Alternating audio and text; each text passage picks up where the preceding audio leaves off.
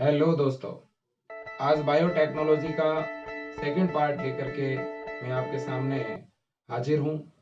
मैं हूँ आपका दोस्त विजय पूनिया। हम आज डिस्कस करेंगे बायोटेक का सेकंड लेसन, जिसके अंदर हम बात करेंगे जेल इलेक्ट्रोफोरेसिस की, और आज हम बात करेंगे इसके बाद ब्लोटिंग टेक्निक की। देखिए दोस्तों, सबसे पहले हम आज बात करने वाले हैं जेल इलेक्ट्रोफोरेसिस की। देखिए दोस्तों, जब हम जेल इलेक्ट्रोफोरेसिस की बात करते हैं तब हमें ये जानकारी रखनी होगी कि जो हमने रेस्ट्रिक्शन एंडोन्यूक्लिएज एंजाइम की मदद से जो डीएनए के फ्रेगमेंट तैयार किए थे, डीएनए के जो खंड तैयार किए थे, अब उन डीएनए खंडों का हम करने वाले हैं पृथक्करण। उनके आकार के अनुरूप हम डीएनए के खंडों को अलग अलग करने वाले हैं। इसलिए हम बात करेंगे एक मेथड की जिसका नाम है जेल इलेक्ट्रोफोरेसिस। जेल इलेक्ट्रोफोरेसिस क्या है, इसका पूरा मसला किस कॉन्सेप्ट पर आधारित है? देखिए दोस्तों, जेल इलेक्ट्रोफोरेसिस के अंदर हम डीएनए खंडों को एगारोज जेल के अंदर डालते हैं। सबसे पहले एक एगार एगार माध्यम तैयार करते हैं, एक एगारोज जेल लेते हैं। ये एगारोज जेल में हम रेस्ट्रिक्शन एंडोन्यूक्लिएज एंजाइम की मदद से जो डीएनए के खंड कटे हुए हैं, उन डीएनए के खंड को इस एगारोज मीडियम के अंदर हम डाल देते हैं। जैसे ही हम एगारोज माध्यम में डीएनए के ये कटे हुए खंड डालते हैं, तो उसके बाद में हम इस इलेक्ट्रोफोरेसिस उपकरण को विद्युत धारा प्रवाहित करते हैं। जब धारा प्रवाहित करते हैं तो जो डीएनए के ऋण आवेशित कण होते हैं वो धन इलेक्ट्रोड यानी एनोड की तरफ गति करते हैं, और जब ये एनोड की तरफ गति करते हैं तो ये डीएनए के जो छोटे कण हैं वो बड़ी तेजी से चले जाते हैं, और बड़े जो कण हैं वो पीछे रह जाते हैं। इसलिए जो छोटे आकार के कण होते हैं वो आगे की तरफ आकर विन्यासित हो जाते हैं, और जो बड़े आकार के कण होते हैं या जो खंड होते हैं वो पीछे की तरफ आकर के बैंड बना देते हैं। इस प्रकार से डीएनए के अलग अलग आकार के अनुरूप बैंड बन के तैयार हो जाते हैं।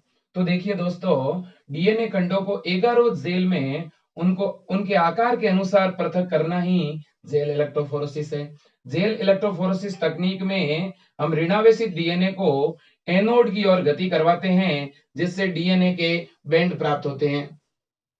इसके बाद में बच्चों, आप ये भी जान लो कि जब ये डीएनए के अलग अलग आकार के बैंड प्राप्त हो जाते हैं तो इन्हें देखने के लिए हम इथिडियम ब्रोमाइड नाम का एक अभिरंजक लेते हैं, और ये जो इथिडियम ब्रोमाइड है ये डीएनए को अभिरंजित कर देता है, और इस वजह से हमें पता चल जाता है कि वो डीएनए के जो बैंड है वो स्पेसिफिक किस स्थान पे है।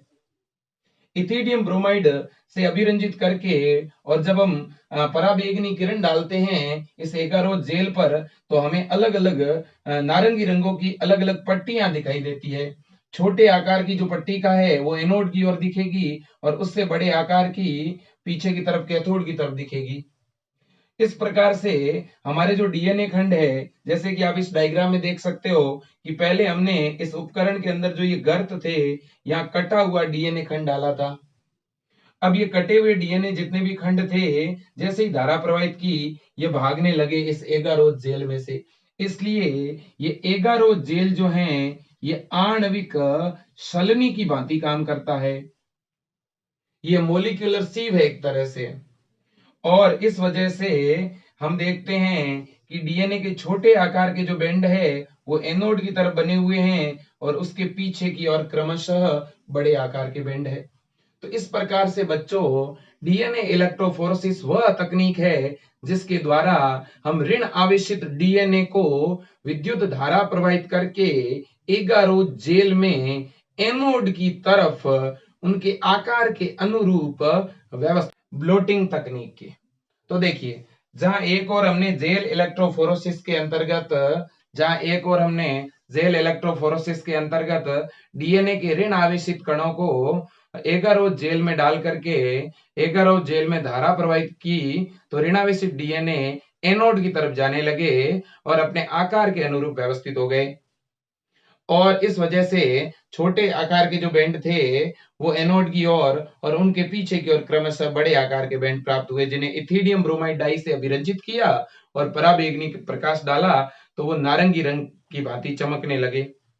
अब हम जो एगारोज जेल मीडियम के अंदर ये जो डीएनए के अलग अलग बैंड प्राप्त हुए हैं, अब इन डीएनए के बैंड को हम नाइट्रोसेल्यूलोज पेपर पर या अन्य किसी फिल्टर पर यानी वाहक पर स्थानांतरित करने वाले हैं और इस प्रकार से इस तकनीक को हम ब्लोटिंग के रूप में समझने वाले हैं। तो देखिए ब्लोटिंग क्या है।